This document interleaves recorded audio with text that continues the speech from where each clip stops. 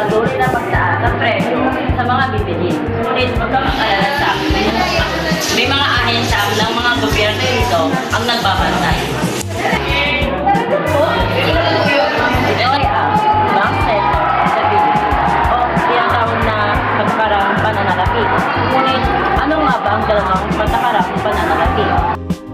At ngayon, ibutin natin ang mga nakapaloob sa patakarang pananalapi at kung ano ang pinagkaiba nito sa patakarang piskal. Ito ay expansionary at contractionary. Ang expansionary ay pagbaba ng interes ng pera upang pataasin or pasaganahin ang ating ekonomiya. Samantala, ang contractionary naman ay ang pagtaas ng interes at demand ng mga bilihin. Dahil dito, nakokontrol ang ikot ng pananalapi. Ngunit, maaari din natin ito iugnay sa patakarang piskal. Ang patakarang piskal ay ang pamamakala ng pamahalaan sa buwis na nakokonekta sa ating mga pamimili. Ang pagkakatulad nito ay parehas silang namamahala ng pagdaloy ng pera. Subalit, ang patakarang pananalapi ay pinamamahala ng Bangko Sentral ng Pilipinas. Samantala, ang patakarang piskal naman ay ang gobyerno.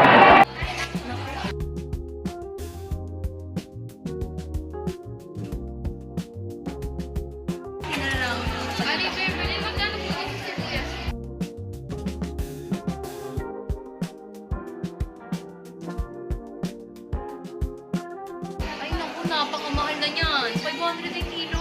Mahal na ba? Parang hindi ko na-afford. Ay, pasensya ka na. Kasi tumaas din yung pinagbibilan namin ng palay eh. Gusto bang malaman kung bakit tumataas ang presyo? Sige, parang mag-aware na lang. Meron kasi tinatawag sa pamahalaan na pananalapi store. Sila yung namamahala sa mga pag-supply sa amin ng mga produkto, pati na rin sa paggawa ng produkto. Go! Meron tayong tinatawag na institutional bank. Ang bank na ito yung tagapamagitan sa mga nangangailangan ng pera. Sila rin tumatanggap ng extra money sa mga nagbabayad sa kanila. May tatlong halimbawa nito. Isa doon ay retail bank, commercial bank, at saka trade bank.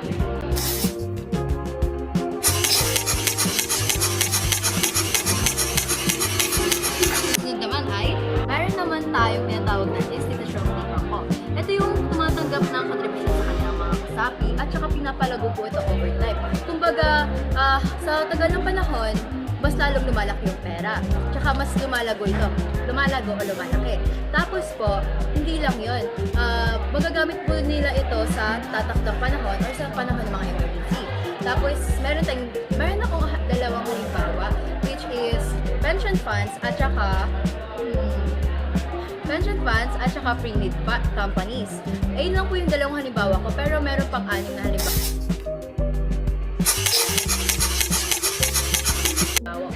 Ang ikatlo naman sa sektor ng pananalapi ay ang Bangko Sentral ng Pilipinas. Sila ang nagpapanatili o nagpapatatag ng halagaan ng ating mga pera. Maaari din silang gumawa or magluwas ng mga bagong pera para po sa ating bansa or bayan. Ang sumunod naman ay ang Philippine Deposit Insurance Company or PDIC. Sila ang nagbibigay protection sa mga depositors. Halimbawa ng mga depositors ay ang mga nagde-deposit sa mga bangko o mga nag-iipon sa mga bangko imbis sa kanilang mga alkansya.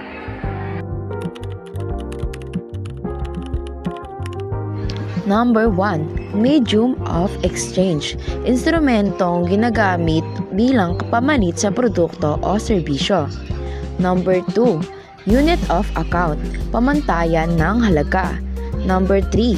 Store of value. Tagpuan ng halaga.